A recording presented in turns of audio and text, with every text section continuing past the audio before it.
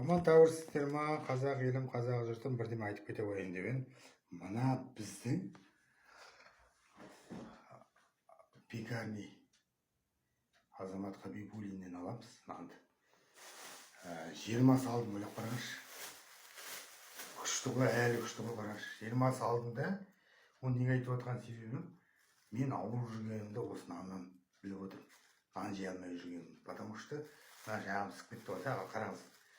16 алдым мен. 16-сы 4, 16-сы 17-сы 18-сы 19-сы 20-сы 21-сы 22-сы 16-сы 17-сы 18-сы 19-сы 20-сы 21-сы 22-сы 6 болды бір аптада. Содан қалғаны міне жаңа көрсетіп жатқан телефон өшіп қалды. Міне де оны айтып отыр. 130 теңге нан. Міне бүйтіп қойғанда бір бұқап нан жептім. 6 күнде. Ол бір жағынан жұмыссызбын да. Анама қарап отырмын. 16 анам қатты ауырып қалды. Так, енді қараңыздар. Мына 16 салған. Ассаламағалейкум, лайк басайық. Ой, беріштерде бар екенсіз. Әлем беріштеріне. Так, енді қараңыздар. Мына салып тастаймыз. Ал исарап деген осы болады қайда, қараңыздар. Әлі бар нан. Нан жоқ. Көршінің алдына беремін. Так, 130 теңге. 2 нан ғой мысалы, 260 теңге. Бұны салып қоямыз. Жақтырмаймыз. Жағамыз. Енді қараңыз. Так, бүгін 22 сәуір. Неге түсіріп жатыр? Нан қымбатсымасын деп қой. Бірақ мына пекарнинің наны қалай дегенін жұмсақ дедім. Көгеру деген жоқ сосын. Қараңыз. Көгеру естіген. Жоқ та, соны айтайын деген. Көршім болып айтып жатқан ештеңем жоқ. Енді қараңыз. Қараңыз. Свежий нан. Ай, свежий нан. Қараңыз. Свежий нан да 130 теңге. Так. Булки. Қас. Телефон нашар енді істеймін ағайындар. Булки 180 теңге.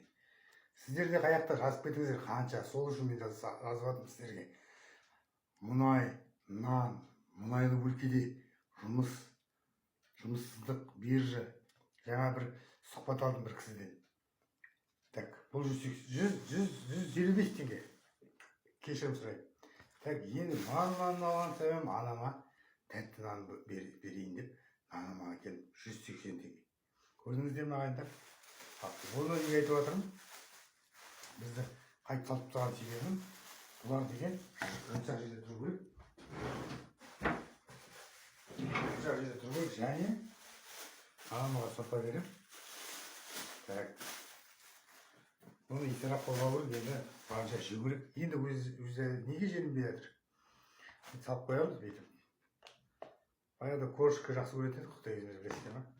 Енді қараңыздар, енді сіз көріп отқан оқырманым маған жазып кетіңіздер. Сіздің Қостанай облысында Астана бидай орып, бидай өсіретін өлкеде қанша тұрады нан? Мақтааралда мен әскерде болдым. Мақтаның құны қанша екенін білемін. 1 килограмм мақтам 2002 жылы 13 теңге 14 теңге болды. Ойлап қараңыздар. Ассаламағалейкум. Енді қараңыздар. Давай лайк басып, таратып жіберейік. Енді екінші біз Атырау облысы Құрманғазы ауданында 130 теңге нан. Міне, сапалы, жақсы. Печенье алайын деп едім. Печенье тәтті, мамаға тәтті жеуге болмайтын сияқты. Жаңа айтып, мама айтып отыр, сухари. Ал мен мынаған бәрін алып келіп отырмын. Мама сухари жеу керек дейді. Жақсы, аудандық емхана жайлы айттым. Олар мені қосты. Ал мен олар жамандағаным емес. Олар басқа зейнеткерлер, үйден зейнеткерлер және мүмкіндігі шектеулі жандарға өздері анализ тапсырса екен деп. Рентгенге кеше 4 сағатқа барып келді. Бүгін анализ тапсырып келді. Оған 1 сағатта келді. Рахметім шексіз. Басшыларына ескерту. Зейнеткерлерге және денсаулық басқармасына мен қараптан қарап айтпаймын, маған хабарласты адамдар. Маған уақытында көмек көрсетілмей жатыр. Вообще келмейді дейді. сол үшін мен сіздерге хабарластым. Мен анам үшін емес. Қателеспей маған жеке тағы шығып отыр. Мен видеоны алыңыз, бүйтіңіз, сөйтіңіз. Мен жамандап жатқан жоқ. Басшылар балық басынан шірейді дейді. Сол үшін айтып отырмын. Так, елімізде қымбатсынбасын, свет, душ қымбатсыды, газ қымбатсыды. Газды білмеймін. Свет қымбатсыды, су қымбатсыды. Су баяғыда сіздер қанша төлейтін едіңіздер? Мен 700 теңге, 250-300 төлеймін айына. Кейде уже арнада 1500 ба, 2000 ба төледім айына. Сол сияқты сіз білесіз ба өзіңіз үйде қанша не қайда кетіп жатқанын? Соны біліп қоюларыңыз да өтінеміз. Неге десең, бұлар ертең 200 теңге жезі қалғандарға 220 сияқты қаранады. Сосын айтып отқаным ғой. Кешегі айтқанымдай ғой, мәслихат дін басқармасына жібердім ғой, бас имамдарға, бас мүфтилерге. Садақа дін бір, ислам діні бір, ал әрбір жерде садақа әртүрлі өтеді. Неге? Ол да неге? Сол сияқты нан неге ол жақта 220, ал бізде неге 130? Ал жақсы, ол керемет. Сол сияқты салыстырмалы түрде және ата-аналар ауырмасын, ауырғанда да емдейді ғой, емдегенде де үйге келгенде жақсы болар еді. Емдегендерді. Менің мамам емдіктер, мен онымен бүгін естіп барған жоқпын, Алла кешірсін. Неге десем, үйде тамақ пісіріп жатырмын, тамақ пісіріп қойдым, дайын. Мен мамам келді, мамам қарны ашып кетті. Кеше қатты қарны ашып кетті.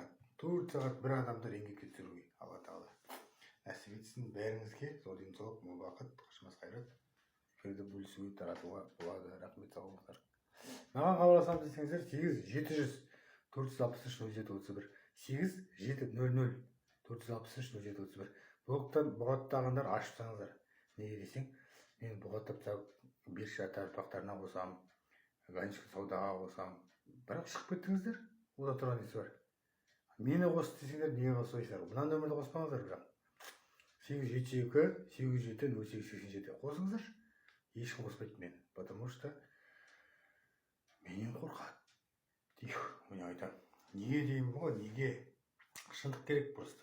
Шындықты қатты айтқандар билікке өліп жатыр деймі, атып жатыр деймі, бірдеңе дейді. Әңгіме ода емес. Балық басынан шірейді. 7-ші бап 2-ші тармағы алынсын. Орыс тілі қосарланып келген. Мен әңгіме сол негізі жалпы. Ал арықтар қазылған жоқ, көлдер қазылған жоқ. Оны бәрін түсіріп жатырмыз. Бәрі бар видеода. Бірақ оны жалғастыратын жоқ. 4 адамға үй беру керек, олардың үйлерін ашар. Біз бұтылып тұр. Ақша жоқ, бір өмір сүріп жатыр екен. Ақшасыз өмір сүріп жатыр бір кісі. Серік ағамыз. Ол Фейсбукта бар, қараңыздар. Амантабай.